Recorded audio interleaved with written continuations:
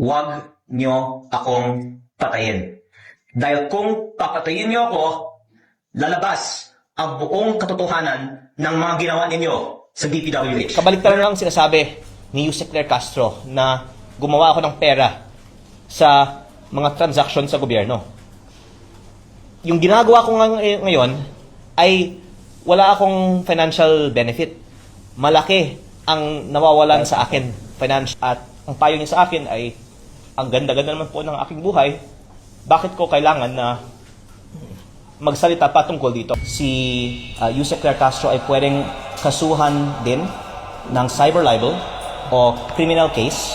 Pero dahil ayaw natin masaktan si Yusek Claire Castro, 110 million pesos in damages na lang po ang sinampahan po natin sa kanya at ayaw natin siyang makulong pa.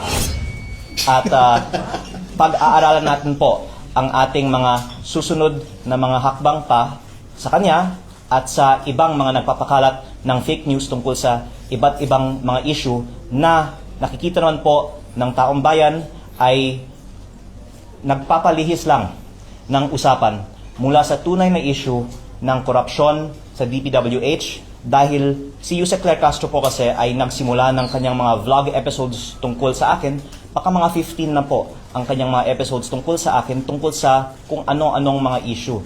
Nung una, tungkol sa Cabral Files, tapos yung prangkisa na sinabi niyang binenta ko na hindi ko naman binenta, tapos yung ibang mga kontrata sa DOE na hindi naman na po sa akin, at kagabi nga po, hindi lang isa, dalawa ang kanyang episodes sa kanyang vlog tungkol sa akin. In fact, in some ways, nakakatuwa na she cares so much about me na ang dami na niya pong content tungkol sa akin. Pero sana naman po, purihin niya ako, wag niya akong i-criticize dahil lahat naman po tayo ay para sa good governance at laban sa korupsyon.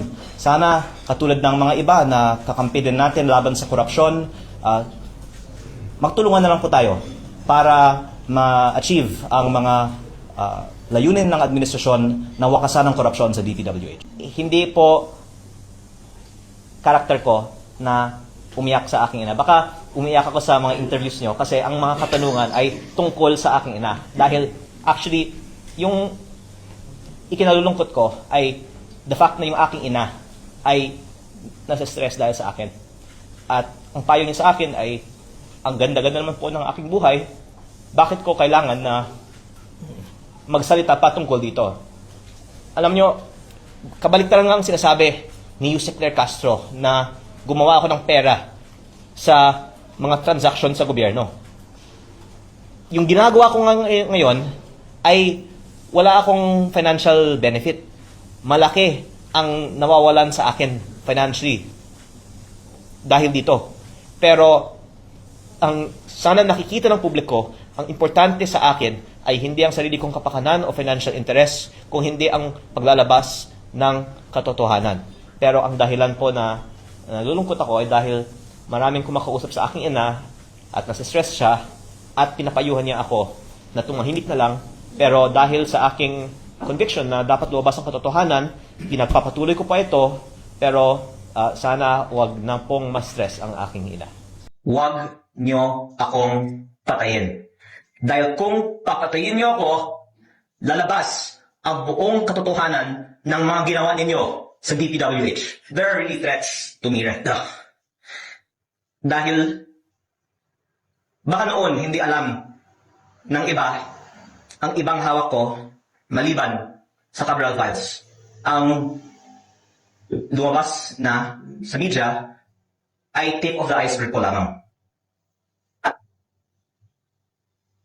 Kung ilabas ko lahat ng mga files na hawak ko, maiintindihan ng taong bayan bakit higit pa sa lahat ng ibang mga target, ako ang pangunahing target ng iba't ibang mga personalidad sa nakaraang mga araw at linggo. At the more na inaatake ako, the more na nakikita ng taong bayan na tila may dahilan na nais ng iba na patahimikin ako. At ako naman po ay nakikinig sa payo ni Senator Ping Lacson na huwag bara-bara Kaya, yung mga hawak kong ebidensya, higit pa sa Cabral Files, ay hindi ko inilalabas. Pero, ang taong bayan na mismo ang pwedeng makakita na tila may dahilan na napakaraming mga personalidad ay umaatake sa akin. Kung ako naman po ay walang hawak na damaging evidence, siguro marami naman pong ibang atakihin nila na lang. O maraming ibang mga talakayan nila na lang. Pero ang dahilan na ang daming mga umaatake sa akin ay sa kadahilanan na ang hawak kong ebidensya ay higit pa sa Cabral Files, at kung ilalabas ko ito, malaki ang magiging consequences nito para sa ating bansa, at dahil sila po ay nagmamonitor sa ating press con ngayon, ako po ay sumusunod sa payo ni Senator Ping Lacson na wag bara-bara. Basta wag nyo akong patayin. Dahil kung papatayin nyo ako, lalabas ang buong katotohanan ng mga ginawa ninyo sa DPWH.